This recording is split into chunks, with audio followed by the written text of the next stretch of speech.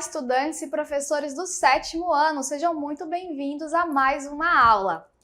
Eu sou a professora Shirley Botelho, do componente de História. Vem comigo conhecer o tema da nossa aula.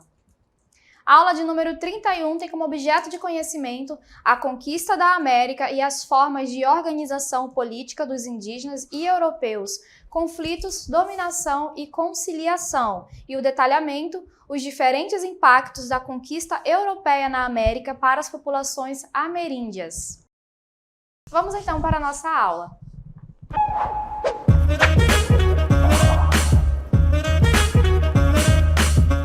Muito bem, turmas. Então, nesta aula, nós vamos conhecer um pouco mais sobre o impacto, ou melhor, os impactos causados desde o início dos primeiros contatos entre os europeus e os povos que habitavam a América. Mas antes, vamos trabalhar um conceito muito importante para a gente compreender essas diferenças culturais e a forma com que os colonizadores europeus passaram a tratar os indígenas. Vamos observar. Temos aqui o conceito de etnocentrismo. De acordo com o antropólogo Everardo Guimarães Rocha, o antropólogo brasileiro que se dedica aos estudos aqui em relação às diferentes culturas, o etnocentrismo é a avaliação ou julgamento que o indivíduo ou um grupo faz de um outro a partir de seus próprios valores e costumes, sendo o resultado da dificuldade de se lidar com o outro. Então, nós temos aqui, de acordo com o Everardo Guimarães Rocha, essa prática de olhar o outro, de olhar um outro grupo a partir das próprias experiências desse determinado grupo. Coloca toda a cultura, a história deste grupo como centro de tudo, como baliza para avaliar determinados grupos.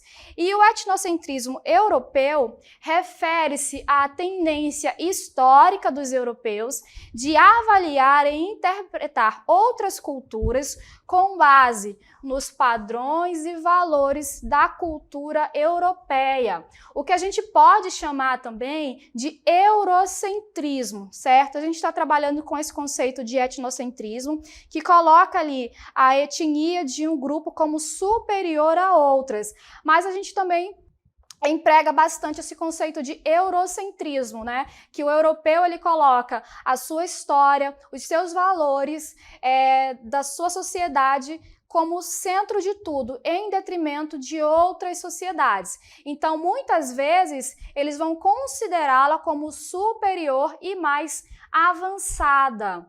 Durante diferentes períodos históricos, o etnocentrismo europeu foi uma característica marcante das interações entre europeus e povos de outras regiões, especialmente durante a era das explorações, expansão colonial e imperialismo. E aí a gente traz aqui, no final desse texto, alguns aspectos importantes desse período, que essa era das explorações, da expansão colonial e do imperialismo, que vai ser visto mais a partir do século XIX. Mas enquanto a gente está trabalhando os séculos XV e XVI, nós vamos estar inseridos nesse contexto das grandes navegações, que foram aquelas expedições marítimas que tinham o objetivo inicial de chegar até a Ásia.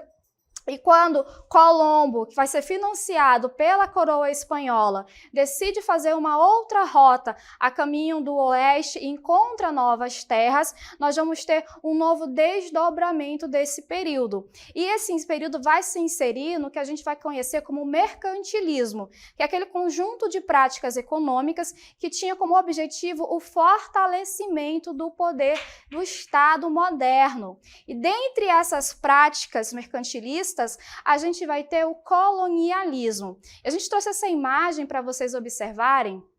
Essa imagem está trazendo exatamente aquilo que o colonialismo representa. Então, temos aqui o colonialismo sendo representado por uma nau, por uma embarcação, uma caravela, que foi um meio de transporte utilizado pelos europeus para essas grandes navegações, né? Só para a gente contextualizar, as caravelas elas foram desenvolvidas lá na Escola de Sagres pelos portugueses com o objetivo de aprimorar as suas tecnologias náuticas para empreender essas grandes navegações e explorações do oceano. Então nós temos aqui o colonialismo, ele é um sistema de dominação territorial, política e cultural. E ele vai passar por cima de outras culturas, passar por cima de outro conjunto de valores e crenças. Então, ele vai representar essa imposição cultural, esse apagamento de histórias. E nós temos aqui, né, indígenas representando essas grandes civilizações ameríndias que estavam dispostas, divididas na América antes da chegada do europeu. E essa perspectiva etnocêntrica frequentemente levava os europeus a interpretarem as práticas culturais, religiões, sistemas sociais e modos de vida das populações não europeias como inferiores, primitivos ou até mesmo bárbaros.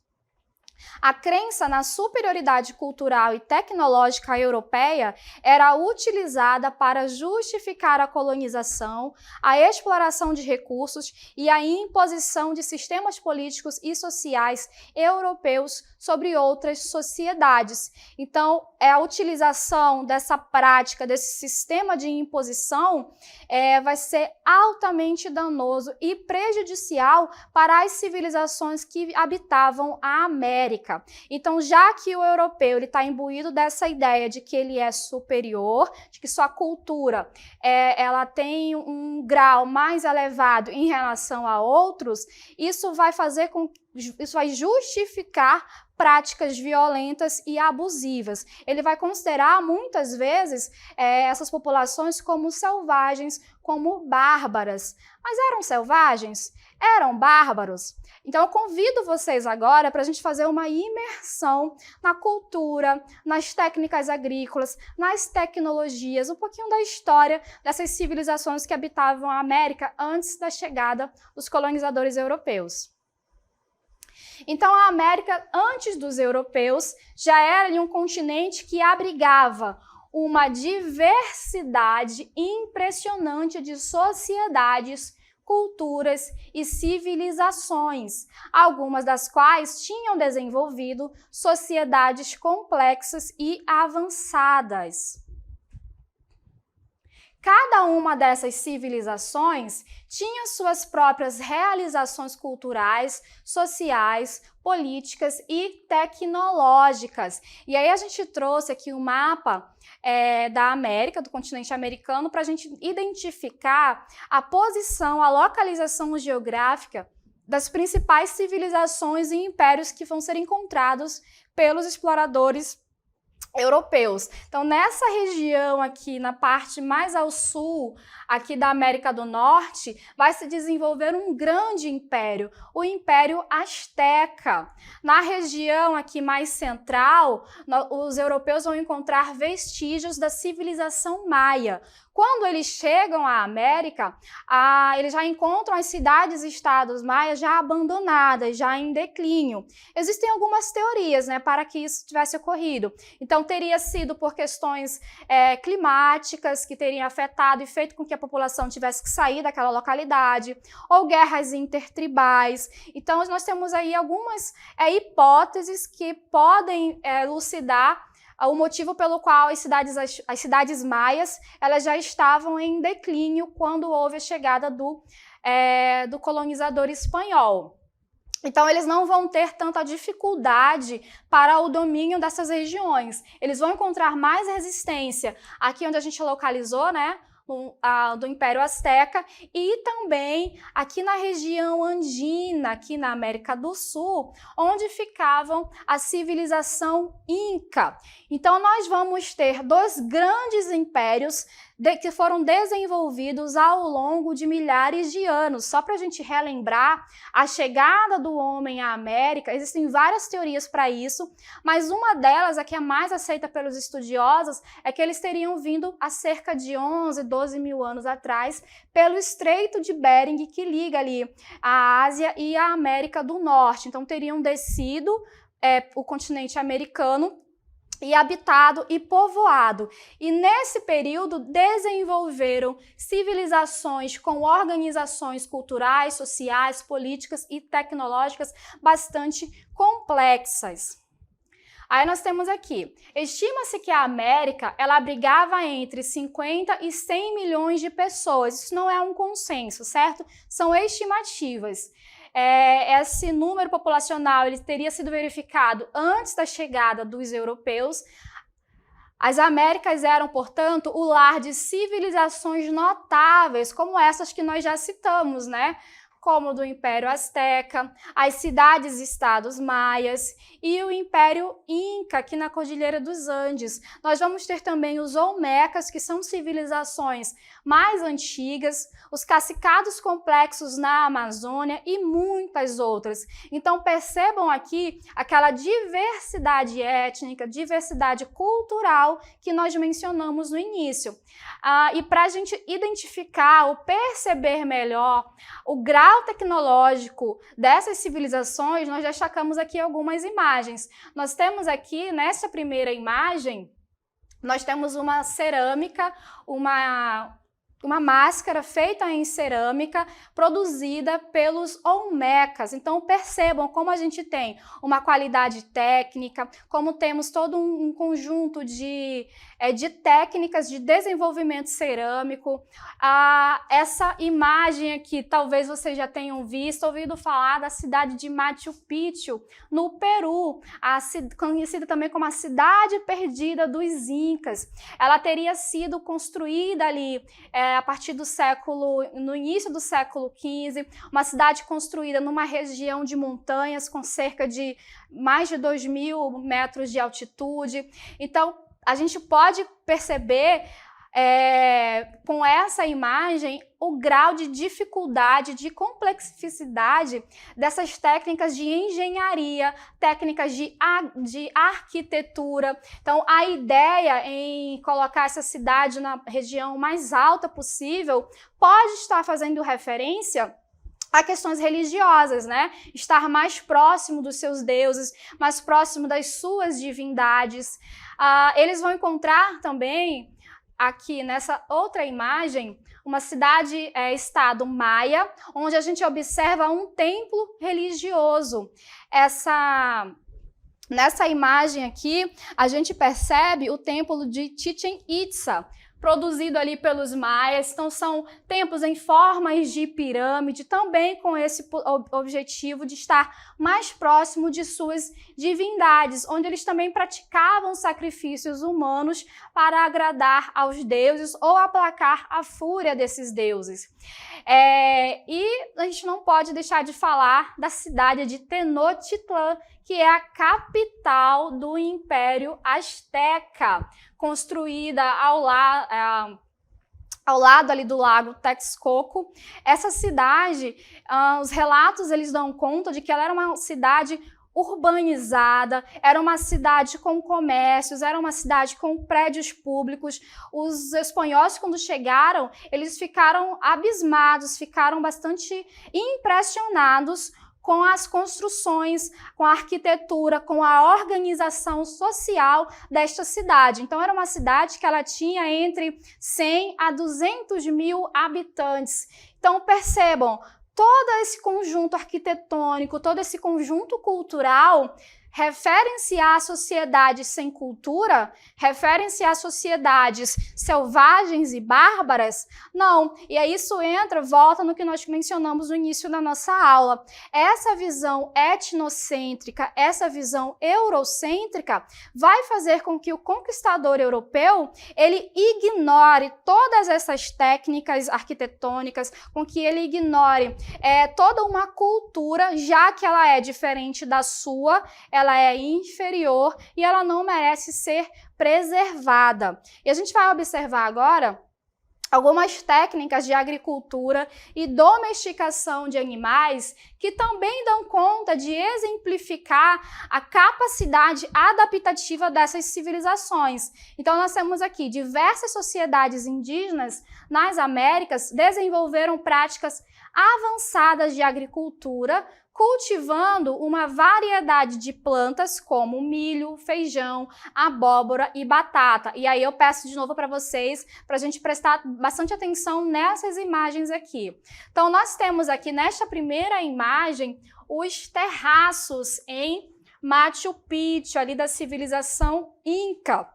Como era uma região de montanhas, eles não tinham uma área ideal para o cultivo de suas plantações. Então, qual é a alternativa? Eles precisam se adaptar ao meio ambiente. Então, nós temos aqui técnicas sustentáveis, técnicas em que eles vão ter em harmonia com o meio ambiente. Então, eles vão fazer essas espécies de escadas aqui nas encostas das montanhas, tornando cada degrau desse uma área de plantio, uma área própria para o plantio. Além disso, além dessa técnica agrícola para ganhar espaço para a agricultura, tem também uma questão muito importante em relação a questão hidráulica, em irrigar essas áreas. Então, à medida que a água caía, temos aqui uma linha, vocês podem perceber, a água ela vai caindo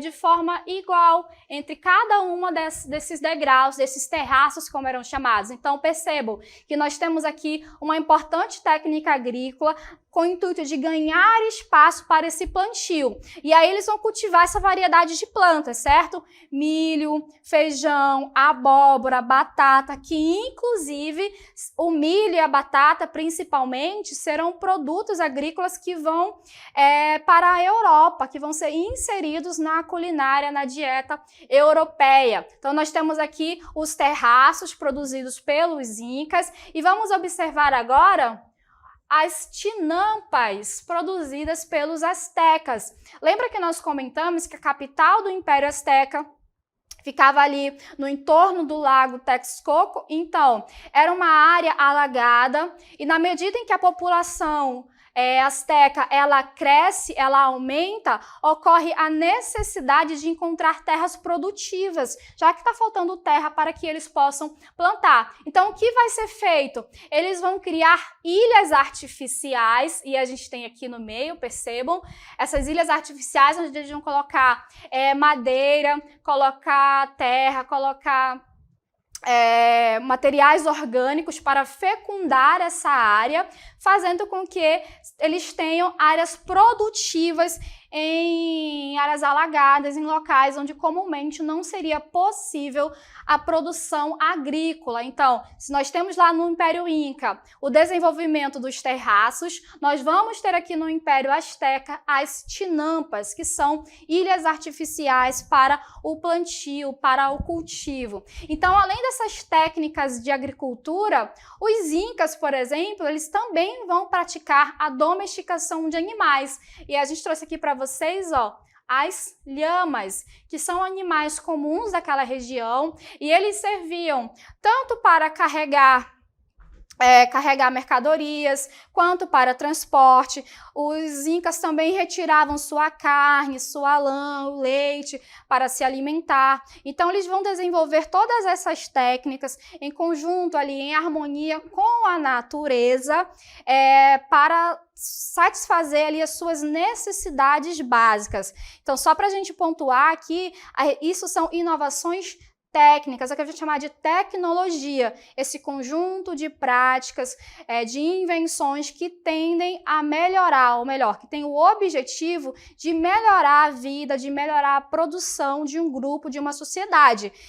Então, de novo a gente faz aquela pergunta, selvagens? Bárbaros? Não tem cultura? Não. A gente percebe que eles têm sim um conjunto de princípios, de técnicas que eles vão empregar para o desenvolvimento das suas sociedades. Em relação à arte e à ciência, As sociedades indígenas produziram arte sofisticada, incluindo esculturas, pinturas e cerâmicas. Além disso, desenvolveram conhecimentos científicos, como os avançados conhecimentos astronômicos dos maias. E os maias, aquela sociedade que a gente não vai ter, os europeus não vão ter um contato direto com essa sociedade, já que eles estavam em declínio no século XV, quando os europeus chegaram. No entanto, eles vão encontrar vestígios dessa civilização, a produção deles. Então, eles vão ter um elevado conhecimento na medicina. Esse conhecimento astronômico vai fazer com que eles consigam desenvolver calendário, inclusive o calendário maia. Eles vão ter 2 calendários, mas a gente vai ter um calendário muito preciso, com 365 dias. Tudo isso a partir da observação da matemática também, dos astros. Eles vão ser uma das poucas civilizações ou sociedades que vão desenvolver o conceito do zero, que não havia ainda esse conceito do zero. Então, os europeus já percebiam os maias utilizando esse conceito. Em relação à escrita maia, que a gente coloca aqui para vocês podem observar, nós temos aqui alguns caracteres que vão representar sons, vão representar símbolos, e eles acreditavam que a escrita era um privilégio, era um dom divino, e somente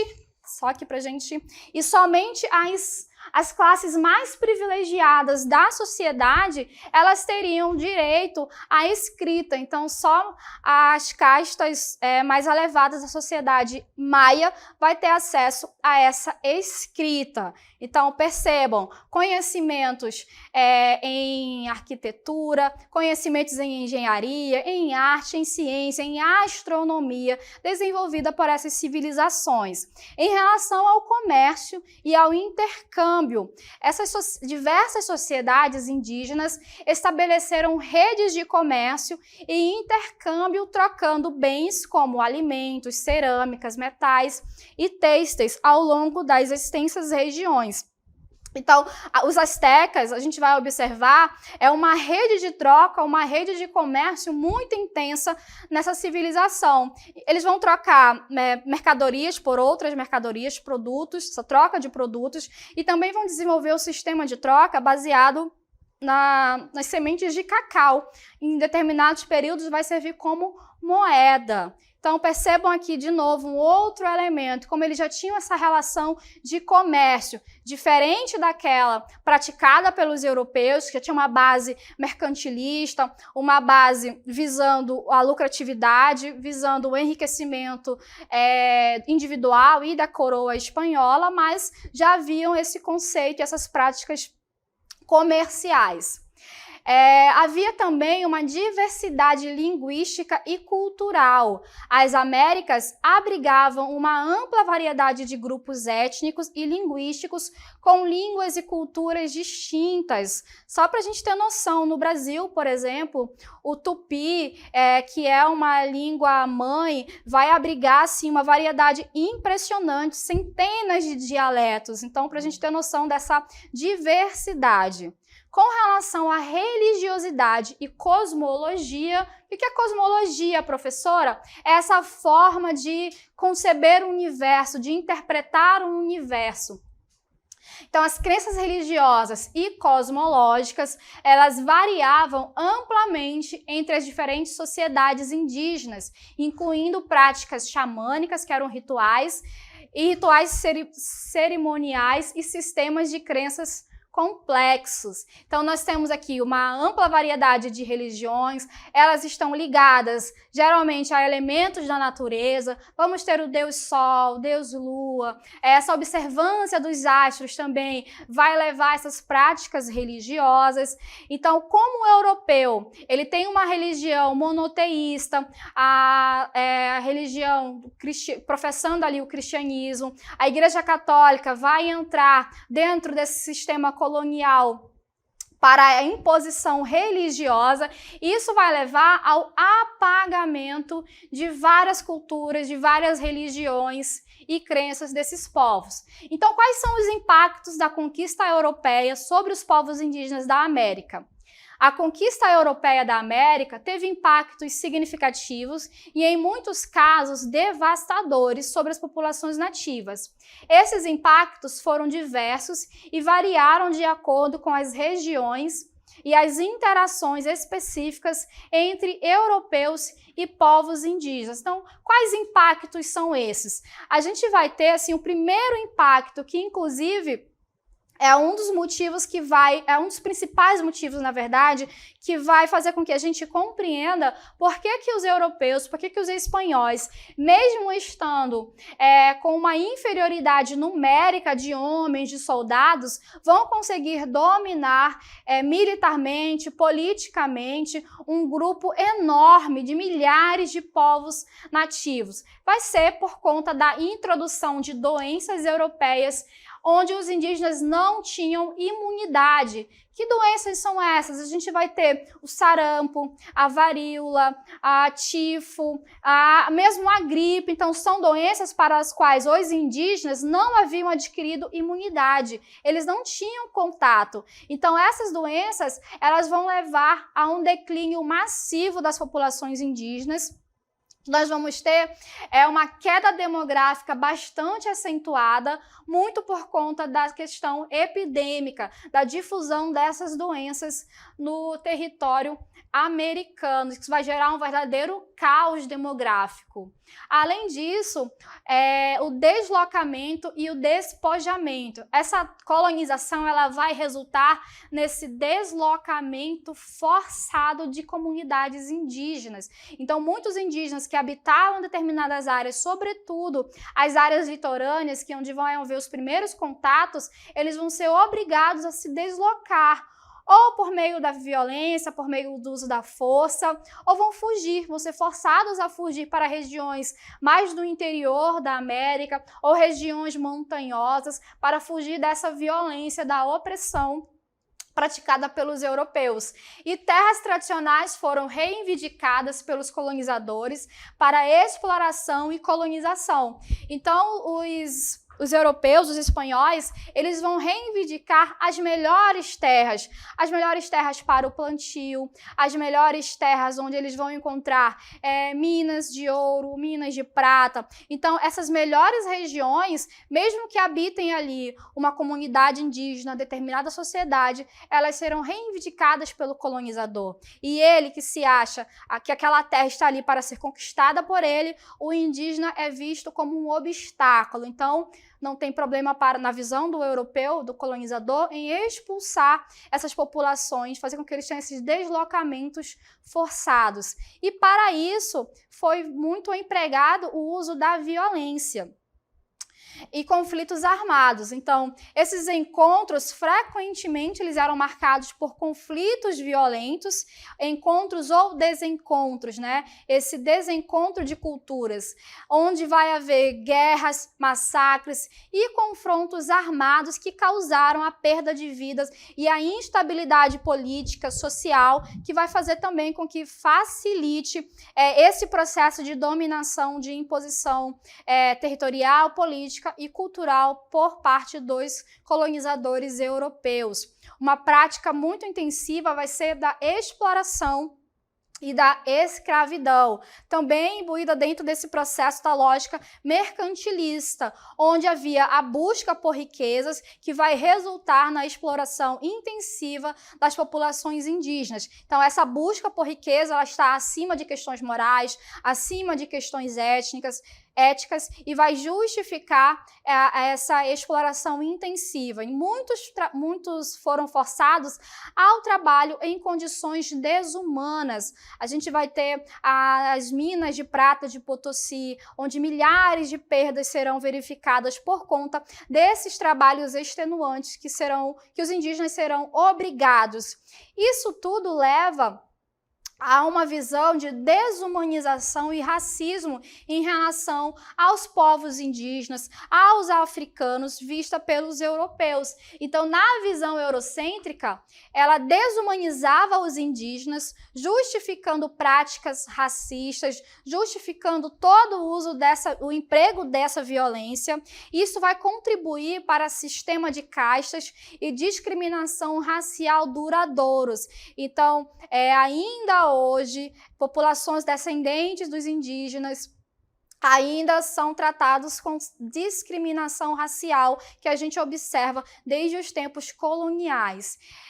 Então, toda essa questão da violência também, desse colonialismo, ele passa por uma imposição cultural. Então, não é só na base da violência, vai ser também na base desse convencimento, do apagamento de cultura. Então, a imposição cultural, elas são práticas culturais indígenas, elas eram suprimidas em favor dos valores dos europeus. Então, a gente observa aqui nessa imagem, nós temos uma missa sendo empreendida, com os indígenas ali servindo ouvindo essa missa, uma cruz sendo hasteada. Então, vai haver essa assimilação forçada, que incluiu a proibição de línguas indígenas e tradições culturais. Então, eles vão ser proibidos de falarem suas línguas, seus dialetos, de professarem ali suas crenças e serão obrigados a assimilar a cultura e a religião europeia. Isso vai levar à perda de território e autonomia. Então, essa imposição que muitas vezes fazia com que eles tivessem tratados desfavoráveis e perdessem territórios. Então, fronteiras foram redesenhadas sem consideração pelas estruturas sociais existentes. Então, serão sempre levado em consideração o que seria melhor para o colonizador europeu. E quais são os impactos disso? Isso vai gerar impactos sociais e psicológicos duradouros. Vamos ter traumas intergeracionais, ou seja, consequências que serão vistas em gerações futuras, como a perda de identidade cultural, que é um fato que persiste até hoje, além dos desafios socioeconômicos resultantes, que têm efeitos duradouros nas comunidades indígenas. Muito bem, chegamos então ao fim da nossa aula, finalizamos por aqui.